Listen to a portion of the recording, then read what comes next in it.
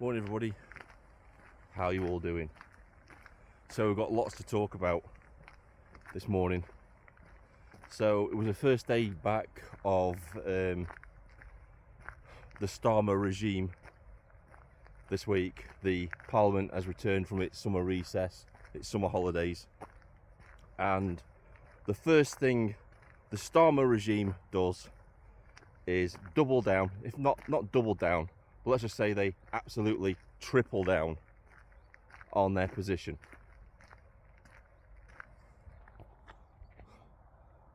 Deer running down the track there, see it? There you go. Off he goes. Don't know if you saw that then, but that was a deer.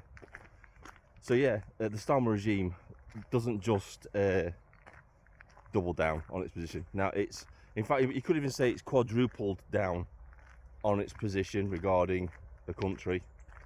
So instead of addressing the concerns of the citizens, addressing all those people that have been coming out protesting outside the illegal immigrant hotels, instead of acknowledging the Raise the Colours campaign, where people are showing their total contempt for the Starmer regime, it comes out and states that it's going to start accepting student visas from Gaza.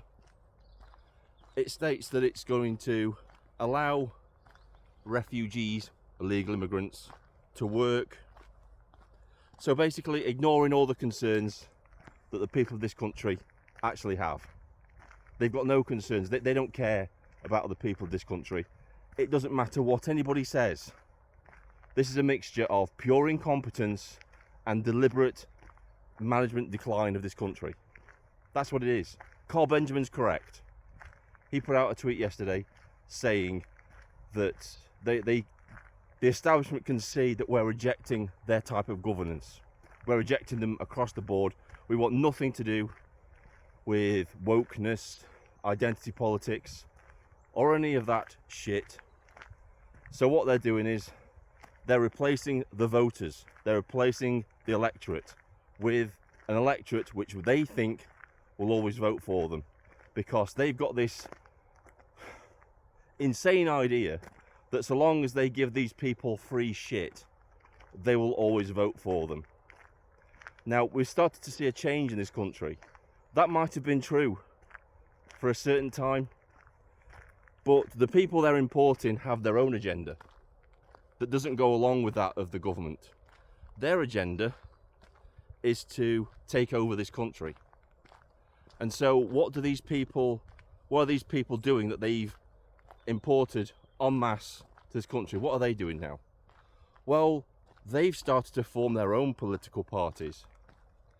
And these people are very different to the British, English people, because these people will vote en bloc, because they have an ideology.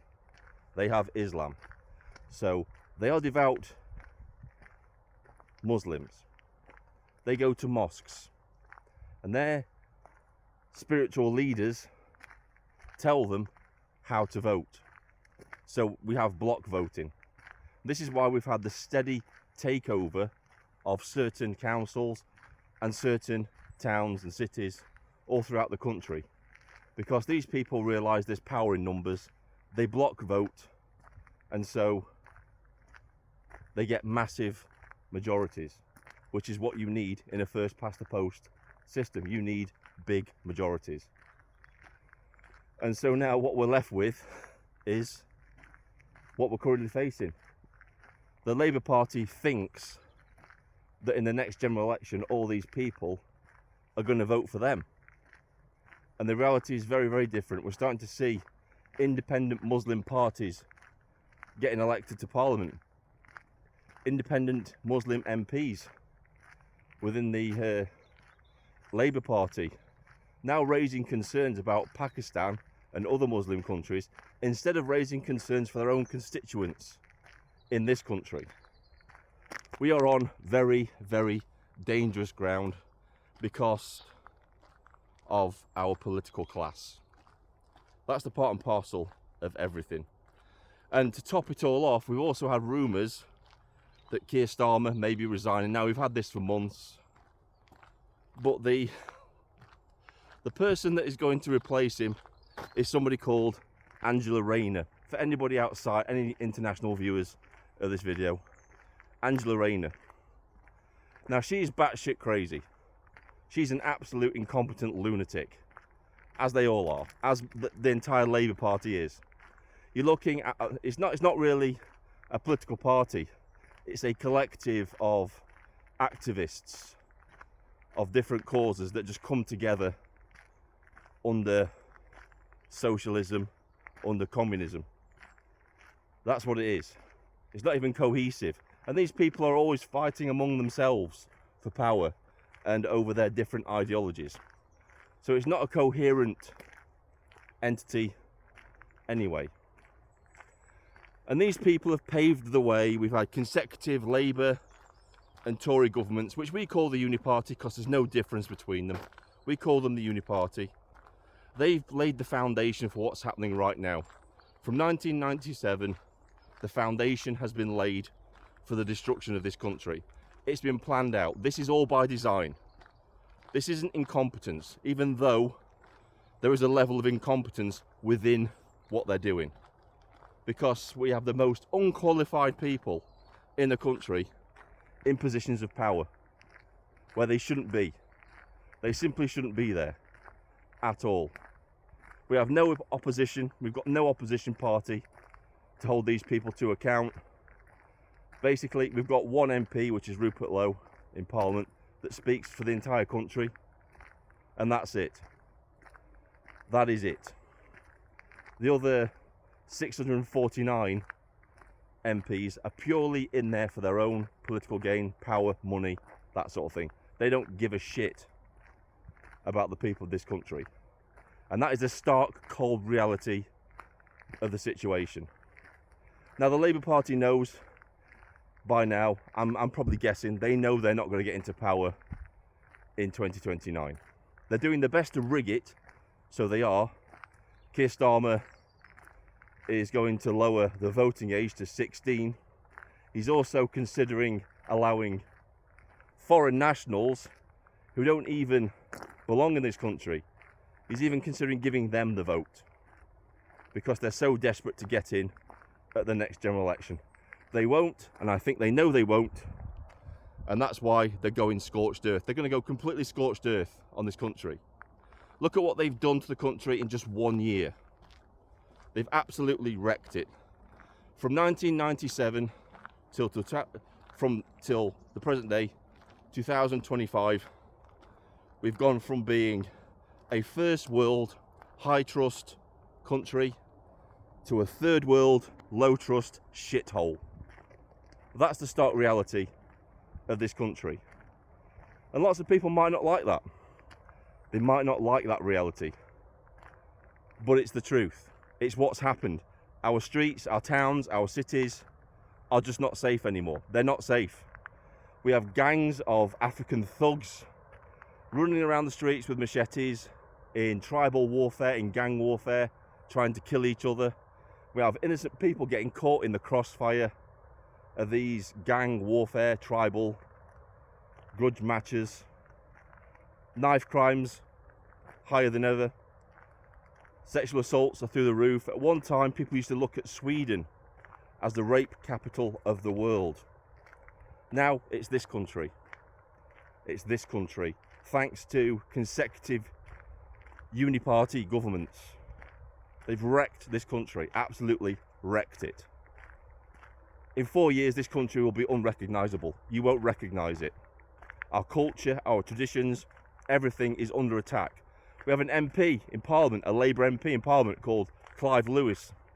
He came out in Parliament, stood up in Parliament and said that raising the national flag was an extremist action. That's the level of politician we have in the Houses of Parliament. And we are doomed. We are literally doomed. People keep talking about a political solution. That's 4 years away. In 4 years' time, this country, there'll be nothing left of it. It'll be unrecognisable. All our traditions, all our culture will have either been rewritten or destroyed. That's the cold, hard reality of what we're facing. It really is. And there's no sign of any rescue coming anytime soon. Now, a lot of people have said that if civil unrest, civil war happened in this country, it would be more like the troubles that we saw over in Ireland between, you know, the IRA and the British government and that sort of thing. I think that's less and less likely now. I think we're moving more towards a Yugoslavia type situation, where you have clear factions, you have clear militias fighting against each other in the country, multiple factions. That's what's going to happen. Open warfare. And I know people don't want to hear this, but that's what's going to happen. Because when you have a government that refuses to listen to the people, and not only doesn't listen to the people, actually clamps down on the ways that they're trying to make the government listen to them.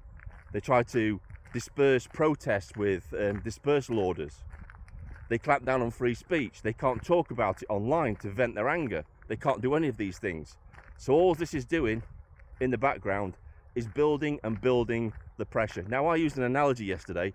I said that the government was like the little Dutch boy with its finger in the dam trying to stop the eventual flood that's coming. But I was wrong. That's not the Starmer regime at all. The Starmer regime is basically walking up to the dam and stuffing a stick of dynamite into the hole, lighting the fuse, and then walking away.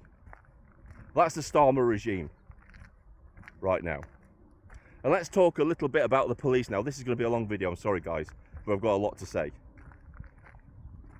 I'm going to talk about the police now and their situation yesterday with using pepper spray, parva, CS gas, tear gas, whatever you want to call it. All comes in the same category.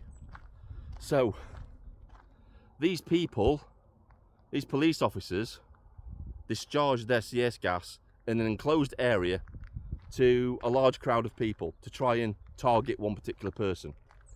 Now, what a lot of people don't know is that pepper spray, we'll call it pepper spray for the wanting of different words, we'll call it pepper spray. Pepper spray is classed as a firearm. It's a Class B firearm. That's why nobody in the country is allowed to own it, because it's a prohibited firearm. Mainly because it's it comes under the same category as tasers, stun guns, that sort of thing. So it's prohibited. That means nobody in the country can legally own it. Not even privately. You can't get a permit to own it. You're not allowed to have it. It's as simple as that. The reason for that is because it's classed as a noxious agent. It squirts a noxious liquid and it can cause irritation and that sort of thing. That's why you're not allowed to have it. So, taking into consideration that this thing is classed as a firearm, you have the police officers discharging what is classed in the law as a firearm into a crowd of people to target one person. Now, in the course of discharging this pepper spray, they hit innocent civilians. They hit innocent people that had nothing to do with it. You had an 11-year-old boy squirted in the face. You had a 70-year-old grandma hit in the face. You had a whole host of citizen journalists that were also hit by spraying the pepper spray. This is the level of incompetence. This is the lack of training that our police have. And people say they want these people armed. They want all police officers armed. No way. I'm going to swear, no fucking way. I wouldn't trust them with a BB gun. I wouldn't trust them with a water pistol. I wouldn't trust them with a super soaker, let alone a legitimate firearm weapon. Can you imagine it? Some trigger-happy, ill-trained, incompetent police officer just pulling out the weapon and just firing into the crowd sporadically. No. No. They shouldn't be armed. Definitely not. No way. No way on earth should they be armed. And let's look at the police force, right? Let's look at them. Let's use a little metaphor. Let's use a little comparison to what the police actually are at the minute. Because the police are drunk on their own power. They really are. They've been given too much power with very, very little accountability or oversight. So we have a police force that's heavily politicised, incompetent, not well trained, drunk on their own power. There's nothing more dangerous than that. And what do? They're like a little boy with a big stick with a hornet's nest.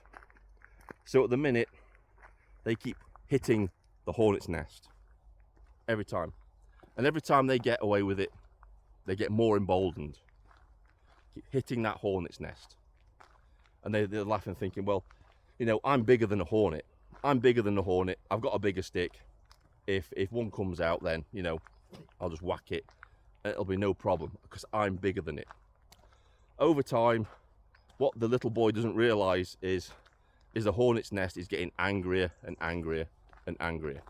And every time he gets more emboldened, he hits the hornet's nest even harder. Every time. Because he's feeling more and more emboldened, because he's not facing any consequences, and he just keeps going and going and going. Until eventually, one day, he hits the hornet's nest too hard, cracks it open, and then thousands of hornets come flooding out, and they start stinging him. And now, his size doesn't matter. It doesn't matter how big he is, because they outnumber him 1,000-fold. They outnumber him. His big stick is useless because he's throwing it and he's missing the target. He's not hitting any of them. And they just keep stinging him and stinging him and stinging him. And there's a moral to that somewhere about the police and the general public, isn't there? You may have all this power. You may have all this power over people. You may have a big stick. You may be bigger than them. Well, you're under the illusion that you're bigger than them. But the reality of the situation is they outnumber you 1,000-fold. So my honest opinion would be, and to the little boy with the big stick would be, you better have some respect. You better have a lot of respect. Leave the hornet's nest alone. Don't hit it. Don't hit it. The best thing you can possibly do is put down the stick and walk away. That's the best thing you could probably do right now. Given the atmosphere of the country, given the landscape of the country, given the high tension within this country, that's something that the police need to think about very, very, very seriously indeed. Anyway, I've ranted enough. This is Vindicator, sign off.